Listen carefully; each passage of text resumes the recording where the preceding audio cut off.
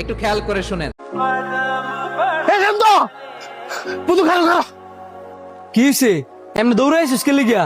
অন্তরের বাবার তো অনেক খারাপ অবস্থা, হাসপাতাল ভর্তি। তোরে কোন সময় তো অন্তরে ফোন দিতেছে, আমি ফোন দিতেছি, ফোন তুলস না করে।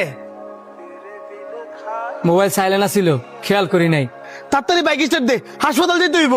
তুই যা, আমার একটা জরুরি কাজ আছে। আরে বাবা, এটা তুই কি কস? অন্তরের বাবা মানে আমগো বাবা, আর আমগো বাবা যদি হাসপাতালে ভর্তি থাকে, এতে বড় জরুরি কাজ আর কি হইতে পারে? অন্তরের বাপ তোর বাপ হইতে পারে, আমার না। মানে মানেটা নাকি কিছু না, তোর যাও তুই যাচ্ছে। বন্ধু, সব সময় রাগ মানায় না, এটা তোর বোঝা উচিত। তোরও তো বোঝা উচিত। হের বাপ যদি আমার বাপ হয়, আমার মা কি হের মা ছিল না? কই, আমার মার বিপদের সময় তো হের আমি পাশে পাই নাই। ঠিক আছে বন্ধু, তোর যাওয়ান লাগতো না, আমি গেলাম।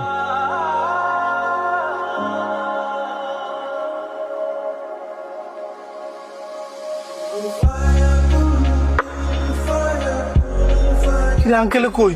আবার তো ওটিতে লেগেছে। কই তাতে টিয়াটা দে। ম্যানেজ করতে পারিনি। কি কস? শান্তর কাছে কি টিয়া চাস নাই? টিয়া কেমনে সামু? তুই কি চাওয়ার মতন কোনো মুখ রাখছস? হ্যাঁ, মায়ের সঙ্গে হাসপাতাল ছিল, আমার লগে খারাপ থেকে তোরা ফোনের পর ফোন দিছে 50,000 টিয়া লেগা। তোর কাছে টিয়া থা সত্ত্বেও তুই দেশ নাই, তো হ্যাঁ কে লেগে দিত? এত চিন্তা করিস না সে, তুই ব, আমি দেখতেছি কি করা যায়।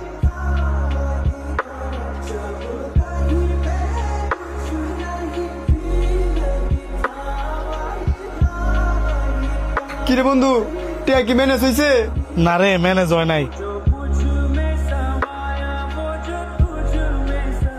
আলহামদুলিল্লাহ, আপনার বাবার অপারেশন সাকসেসফুল।